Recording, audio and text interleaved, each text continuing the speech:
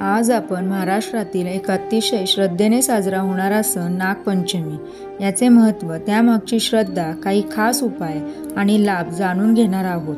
हिंदू धर्मात प्राचीन काळापासून सर्पपूजेचे विशेष स्थान आहे. श्रावण महिन्यातील पंचमीच्या दिवशी नागदेवतेची पूजा करून भक्तजन आपले जीवन सुखी, समृद्धी व संकटमुक्त करण्याची प्रार्थना नागदेवताला करतात. चला जाणून घेऊया नागपंचमीचे महत्त्व. नागपंचमी हा दिवस सर्पदेवतेचा पूजनाचा दिवस आहे. या दिवशी नागदेवता किंवा सर्पप्रतिमा दूध, फुले, कुंकू, अक्षता घालून पूजल्या जातात. असे मानले जाते की या दिवशी केलेली पूजा सर्पदोष, कालसर्पयोग, पितृदोष यांपासून मुक्ती देते. हा दिवस कृषी संस्कृतीमध्येही अत्यंत महत्त्वाचा आहे, कारण नागांना धरतीचे रक्षक मानले जाते. जाणून घेऊया नागपंचमीसाठी काही खास उपाय. नागदेवताला दूध अर्पण करून प्रार्थना करा. ओम नमः नागराजाय या मंत्राचा जप करा. आपल्या घराजवळील शिवमंदिरात जाऊन शिवलिंगावर दूध व बेलपत्र अर्पण करा. या दिवशी नागपंचमीच्या कथा ऐका व वाचा.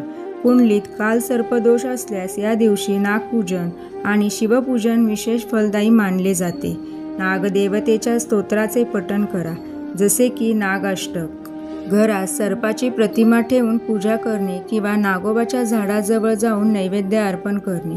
काही ठिकाणी या दिवशी शंख वाजवण्याची प्रथा असते, कारण त्याचा कंपन सर्पदोष दूर करतो असे मानतात. सकाळी आंघोळ करून उपवास ठेवावा. नागपूजा झाल्यावर फलाहार करावा. संध्याकाळी दिवा लावून नागदेवतांची आरती करावी. नागदेवतांची प्रतिमा किंवा फोटो घरात ठेवताना ईशान्य दिशेकडे तोंड असावे. चला जाणून घेऊया केलेल्या उपायांचे लाभ. सर्पदोष आणि कालसर्पयोग शांत होतो. पितृदोषाची तीव्रता कमी होते. आर्थिक अडचणी दूर होतात. घरात शांतता आणि समृद्धी नांदते. शारीरिक आणि मानसिक आरोग्य उत्तम राहते. सापांशी संबंधित भीती, स्वप्नदोष इत्यादी त्रास दूर होतो.